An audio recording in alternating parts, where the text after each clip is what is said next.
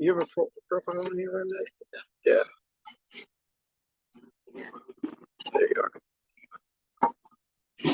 So we can go to you.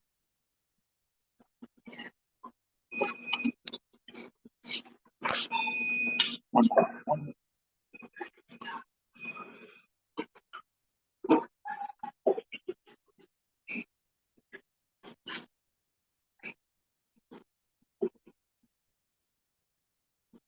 It's pretty cool. I have the same screen in there. Oh, yeah, it actually blew it up really well. Okay, so we're going to go through something called the rate of force development 28. So this is looking at someone's force production and the time interval between 20% and 80% of their max peak torque. Okay, and it is one of the metrics that have shown to be quite discriminative between individuals that are returning from injury and or are returning from surgery, and it links and correlates much stronger than just their peak torque alone, particularly just their concentric strength, such that if someone has 80% of limb symmetry index on their concentric strength, that doesn't necessarily mean they're going to go through the adequate amount of knee excursion when they're jumping, running, etc. And so how quickly someone can access their strength is critical, and that's what we're going to be looking at today. So using the version 4 software of Biodex, we've already selected our patient, and then we will go ahead and work through our protocol. Portrait, I would go landscape. Yep. And I'm just going to do a brand new test. We're going to go to protocol. We're going to go isometric bilateral. In this case, for time's sake, we're just going to do, yeah, I guess we'll do bilateral. So we'll go rate of force development at 90. Again, you could do it at multiple different angles. Select that.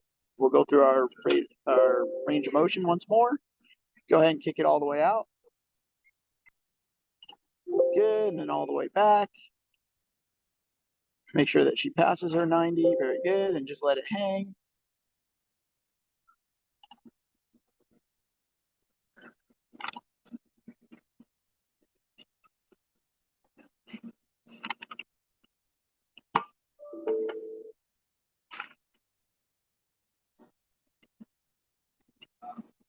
Very good, and we'll just normalize the weight. All right. I'm confident this is going to work this time. All right, so then we'll hit our start button. Okay, it's going to lock her at 90. Yep, and she can feel it lock. Okay, so as we work, so your instruction here matters. So I'm going to encourage Meg to push as fast and hard as she can. The significance of this is that we really want to emphasize that initial onset. So a couple of faults that patients will make is that they will have a counter movement where they actually will pull back quickly as a means of like ramping up, so their knee will actually flex. Additionally, they may unintentionally hold tension within the limb. So it really necessitates doing like a couple of practice and just getting the patient comfortable with going from a completely relaxed state to a completely on state as quickly as they otherwise can. It will be a sustained push for 5 seconds, 15 seconds rest, and we'll do it twice more. So a totality of 3 repetitions. So Meg, our goals here are, as I described, I want you to just do a practice. So go ahead, relax, and then go, push, try, push, go, and done. Perfect. Yeah, really well executed. Additionally, I'm going to have you go off the auditory cue of the machine. So we'll go on, and that will kind of cue you to start the test. I'll say done, and then you can rest. Any questions? Okay, very good. Ready? Relax. Go, push, drive, go, go, go, hard, hard, hard. Keep pushing, keep pushing, keep pushing, keep pushing, keep pushing, keep pushing, and done. You can see that just the quality of that was very well done. We have a box strength curve of a vertical onset of strength. She plateaus and then drops off. Meg, you got 3 seconds. Relax. Go off the sound. Go, drive, push, go, go, go. Keep pushing, keep pushing, keep pushing. Come on, push, push, push, push, push, push, and done. Very good. Once again, it was a really nice repetition. If we see any hesitance in her strength curves, we could always pause, make modifications as needed. 3 seconds, Meg. Last one, best one. And go, drive, push, go, go, go. Keep it up, keep pushing, keep pushing, keep driving, keep going, keep going, keep going. Done. Brilliant. All right. And then what we'll do is we'll go ahead and hit no here, and we'll set the other side. So we're going to go ahead and switch to the other limb.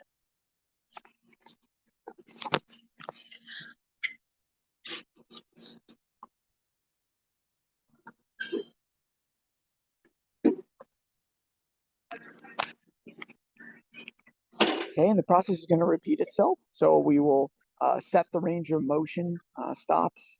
Again, it's relatively arbitrary given the fact that the patient will be fixed at 90. As long as the angle of 90 degrees is accurate, as well as that you're setting the torque appropriately. And I'll just down here where it says limb weight, then it all should be good.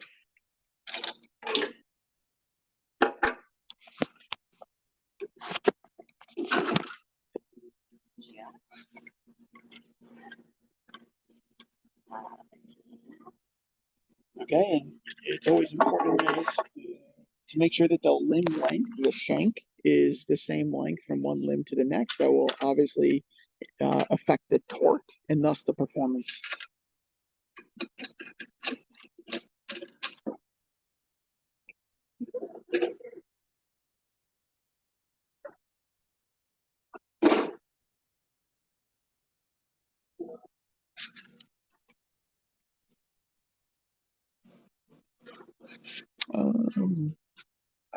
I think it's good, right? Yeah. Mm-hmm. All right, and so we're strapped up and ready to go here.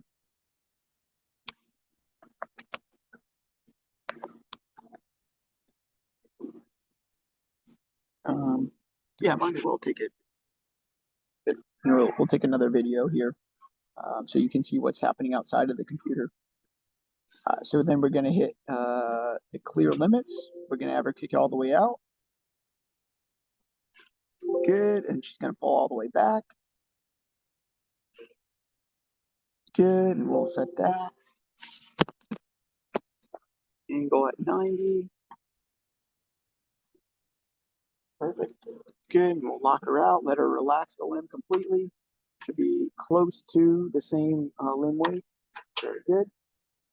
And then we will go through the second limb. Again, we're going to hit the start button. It's going to lock the arm at 90 degrees. We can then coach our patient through the appropriate instructions. So, Meg, again, the goals here are as fast and hard as you can. It's going to be 3 sets of 5 seconds sustained push, 15 seconds rest in between each.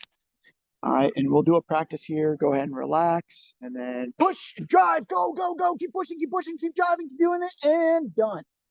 Good. Slightly different on this side, right? We have a lot more fluctuation and what they call force oscillation. Again, it was a practice. And we know that with isometric versus isokinetic, there can be a little bit more compression about the joint. Thus, it may be a little bit uncomfortable for the patient. If that's the case, feel free to change up your angle.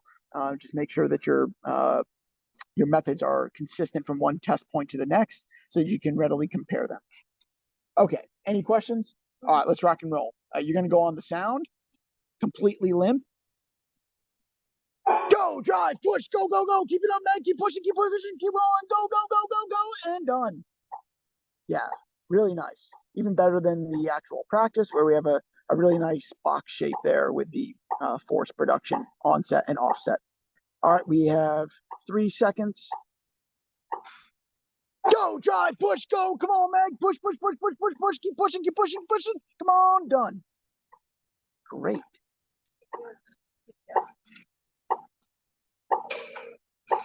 Meg, last one, best one. Here we go. 5 seconds. Relax the limb. No tension. Drive, push, go, go, go. Keep pushing, keep driving, keep doing it. Yep, keep it up, keep it up, keep it up. Come on, done. Great. And that was your best rep. Very good. Okay, so then what we'll do now is I'll show how to actually extract this data.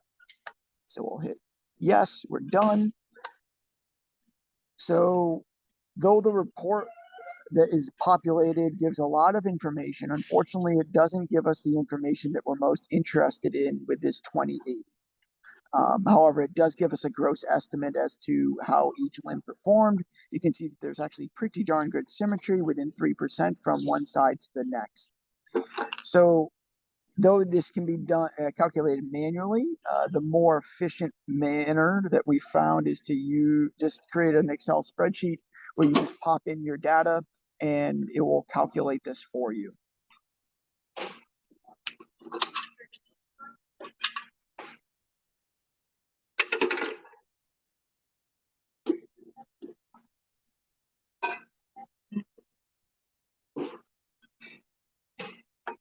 All right, so we've pinned it up here.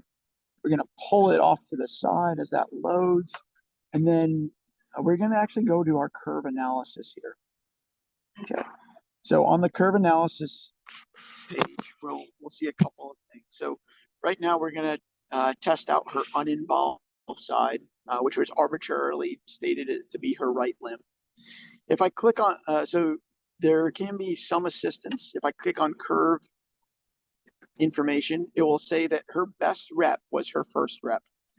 This being said, it's taking this simply based off her peak torque. Now, the rep that gives your peak torque may not indeed be the best repetition from rate of force development. And so what you'll want to do is you'll want to be a little bit more discriminative, such that if we did enable cursors, give it a second, very good, and we start to zoom in. So that's her first rep. This is her second, and this is her third. So they're all pretty consistent. Again, what we're most interested in is the verticality. You can see that she had a hiccup on each of them. And it's pretty hard to say which one's her best one. I'm actually going to go with her third. I think though her peak didn't really achieve that same peak torque as the 109 on rep number one, her verticality here, I believe. No, I'm going to go with number two. Yeah, so we're looking at this slope, so it's a bit more vertical than the other. So then we have our Excel spreadsheet pulled up on one hand of the screen, and we have our Biodex information on the other. So then we'll put in information. Okay, and then we'll put in today's test date. Oops. That's interesting. No.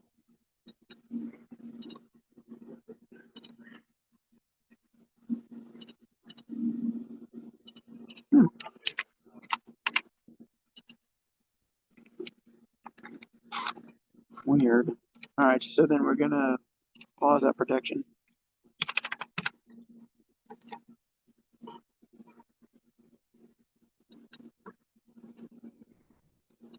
I'm just gonna say, no, it's not that, it's a number. This one is the one that's the date. Very good.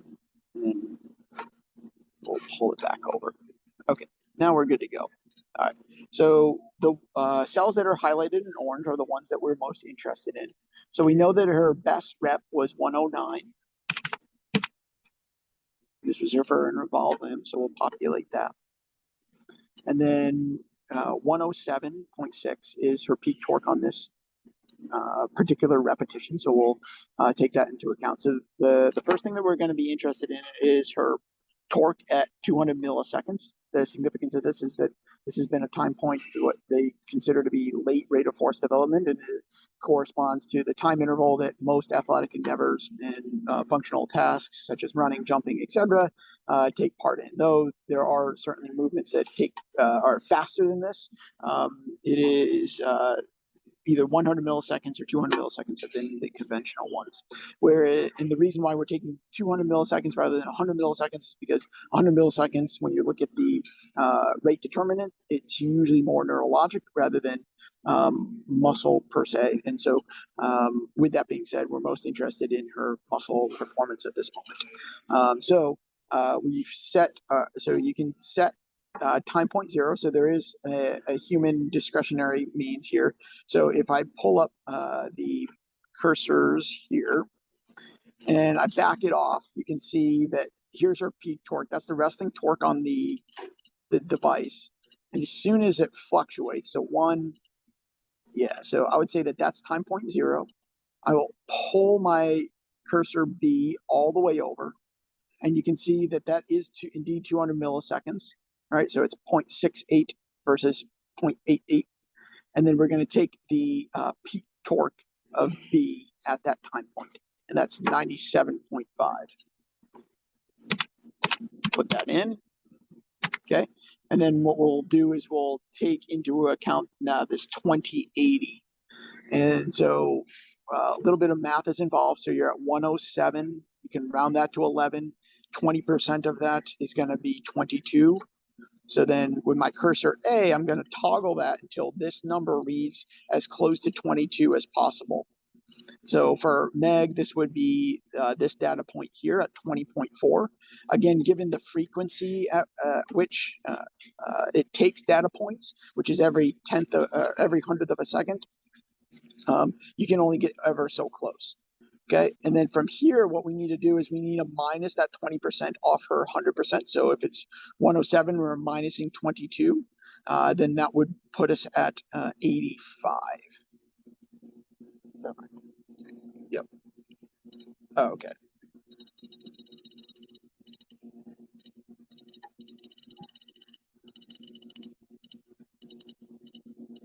Okay. And then, yeah, so 85, that's the closest we can get. So that's our time interval. Okay, so notice what happens if I click over here. These are going to disappear, and I'll have to remember those. If you want to practice memory recall short term, great. I am just going to use the snippet tool, which is kind of a pro tip here. Yep, there we go. So I'm going to hit that. So I'll just snip it like that, and then I can just run these two numbers in and then run those two numbers in. So here's my time interval, and then here's my peak torque. So it'd be 20.71, 20.83, and then we have our 20.4 and our 83.6. Boom. And then you can see that it has populated the information below at 3.5 when we normalize that to our body weight, based off Dan Cobian's work at the University of Wisconsin, who consistently looks at this in regards to his Division I athletes. We know that if you're over 3, this corresponds to somewhat of an acceptable amount of symmetry of knee flexion when you're actually running. And so if this was over, though that's an okay marker or threshold to consider someone for running, he actually suggests, based off the scatter plot of rate of force development on the X and then knee angle on the Y, is that once someone passes 4.0, is that their knee biomechanics are closest to about 90%. which we're comfortable with that because the more knee flexion that you get, the less impact there is, a little bit more on the joint. The individual is not as stiff, and it also suggests that there's a little bit more muscle competency such that it can attenuate the load of hitting the ground, thousands of times with running. So that's why this highlights yellow, because it's not quite where we need. You can see the example above where unfortunately this individual is at 7% of limb symmetry index at 2040, whereas his peak torque is still wanting as well. But this is why it's a more discriminatory marker, because this tells the true story. And oftentimes what we'll find is that the higher someone is with this, the higher their subjective report of their knee function, such as like Cooper's, they may still be weak relative to the other limb, but they won't be as they won't feel that as though their disability is as low if this is a higher number. Okay, so if it's below 3, our conditional formatting will say that you're red. If it's above 3 or between 3 and 4, it will be yellow. And if it's above 4, such as his opposite limb, which is impressively strong, it's only a handful of individuals where relative to body weight, they're producing 6 or higher. Okay, back to Meg. All right, so we've done her involved leg, which is her right leg. So then we're going to switch this up. We're going to go to her uninvolved limb. Once again, it gives us the predicted, as far as peak torque, which one may be her best one. I think that she's got a little bit of a hiccup on both. So we need definitely not her first one, that's kind of truncated. So we're going to go with her second to take a closer look in. And I actually, so you can see this dip. So there was a little bit of a counter movement that she did there. So I think a cleaner repetition would be that one. And there's a little bit of a lethargic onset. Gosh. I think for her 200 milliseconds, that the cleanest rep is going to be her first one. So we'll take that one. But for her actual 2080, we'll want to use one of the other ones that is a better, I think, accurate. And that's one of the reasons, personally, I like using the 2080, is because you'll notice at the very onset, there'll be maybe some noise. And then as someone reaches their pinnacle or their peak force, you can also additionally get some noise here. And as we've seen both on both limbs from Meg, that there's a hiccup on both, where she lets off slightly and then continues to recruit. That is, it's interesting that it's so consistent across both limbs and across every repetition. It suggests that there may be some central orientation to that. But here we go. So let's do we're going to pull it over to our time point 0, and we'll be as specific as we can, looking at our A bound. As I toggle over, as soon as this 11.8 fluctuates, I would say that's my time point 0. Oh, yeah, I say that's time point 0, and then I pull that over, and then that's going to be 200 milliseconds, and then we're at 97.4.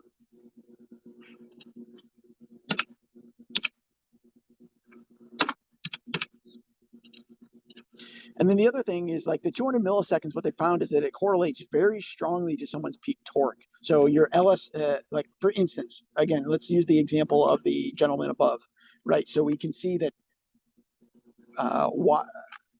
there's been an argument that why would we go through the trouble of looking at someone's rate of force development when it corresponds so readily to someone's peak torque?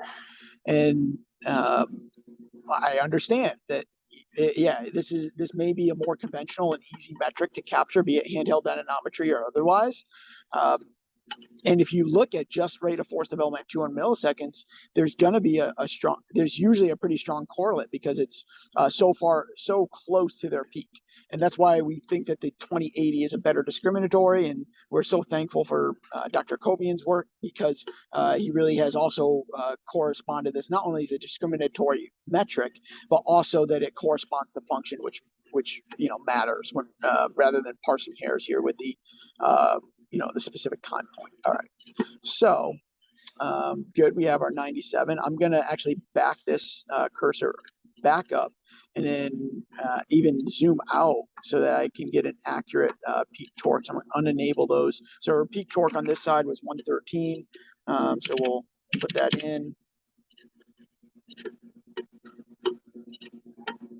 All right, and they're, just playing devil's advocate, people would say, well, you're cherry picking, right? So like I'm taking her peak torque off her best repetition. But that's I believe a more accurate metric of what her peak torque is, even if it didn't come off that rep. And you'll see it within the methods of rate of force development within the literature. There's a gentleman's name begins with an M. I forget exactly how to pronounce it, but it was like in 2017, 2018. And he talks about the methodology of a rate of force development and that, yeah, it's a volatile metric and we need to be discriminatory as when we're calculating it. So we're going to go to our next repetition, our next data point. So her verticality here in rep number, I'm going to take rep number 2. We'll go with that. So what we need to calculate, right? So we said that 113 was her best. Again, if we do our math adequately, we can round this down to 11.5-ish for 10%. And when we double that, that's going to be 23. So that's the metric that we're going to put in for cursor A. So, and you can see that she jumps from 19.7 to 30. So 19.7 is the most accurate. If we're going to minus 23 off our 113, that's going to put us at 80. No, it's going to put us at 90. So we'll toggle D over to 90. Boom. That's actually a really nice, we're within 0.5, so that's pretty darn accurate. Once again, we're going to go here and we'll screen snip this. Okay, and then again, we're just going to run the times and then the torques. So it would be 20.59, 20.72, and then we'll put in 19.7, and then 90.5. Yeah, interesting. So for Meg, right, her rate of force development was in 3%, but then her rate of force development is, within, even her slightly superior on her uninvolved side. But again, it was just convention that we did it. And you'll see in individuals this rate of force development really won't normalize until a minimum of 9 months, but really closer to 12 has been the consistent standard, even in what they consider to be elite soccer players and or Division I athletes. So that's how we calculate it, and then we would often just copy and paste that, populate it into our note. The things that obviously matter the most would probably, you want to try and capture their peak torque and such, but then like relative rate of force development is also important. And so, yeah, well done, Meg. All right, so that concludes how to complete the calculation and a little bit of the rationale as to why we look at this metric, even though it's a little bit more onerous and doesn't populate it immediately out within the current software of Biodex, though their newer model, newer software also generates, you can speculate as far as like what torque you want, what time points you want their torque to be reported at. I have yet to see it actually seamlessly give us the 2080, which, as I mentioned previously, has been a better discriminatory metric, at least based off our cohort. All right, thanks for listening.